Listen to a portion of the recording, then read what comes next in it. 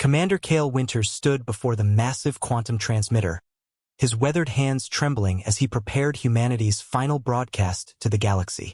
40,000 years had passed since Earth's fall, and the scattered remnants of his species had learned truths that would chill the cores of 1,000 worlds. The observation deck of Station Omega 7 offered a panoramic view of the void where Earth once hung like a blue jewel.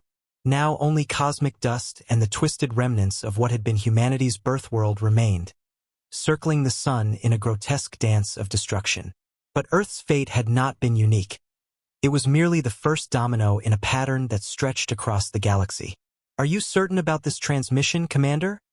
asked Lieutenant Maya Rodriguez, her voice barely a whisper in the sterile air of the command center. Her dark eyes reflected the fear that had become humanity's constant companion since their exile began. Cale nodded grimly. "We've monitored 17 civilizations in the past millennium alone. The pattern is always the same." He gestured toward the holographic display showing the galaxy's spiral arms.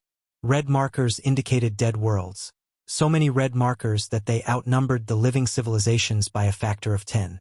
The truth had revealed itself slowly, pieced together from ancient ruins, intercepted transmissions, and the testimonies of other refugee species they'd encountered in the darkness between stars. Humanity had believed they were alone in the universe until first contact came, not from benevolent explorers or curious scientists, but from something far more ancient and predatory. The Harbingers, as the survivors had come to call them, were not conquerors in any conventional sense. They were gardeners of a sort, cultivating civilizations across the galaxy like a farmer tends crops. They would arrive at worlds on the cusp of interstellar capability, always disguised, always patient. They would integrate themselves into societies, become advisors, friends, even lovers. They would accelerate technological development, guide political decisions, and nurture growth. And when the harvest time came, they would consume everything. Cale had been just a child when the harvest began on Earth. He remembered the sky burning, the screams that echoed through the colony ships as families were torn apart. But some had escaped, a mere fraction of humanity's billions, scattered across the void in vessels never designed for permanent habitation. "The Kepler colonies fell last week," Maya reported, her fingers dancing across the control panel. Same pattern.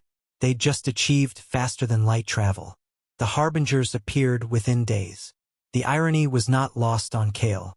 Humanity's greatest achievements, space travel, artificial intelligence, quantum communication, were merely signs to their hunters that the harvest was ready. Every step forward in technology was a beacon calling the predators home. He activated the quantum transmitter, knowing this would be humanity's last coherent message.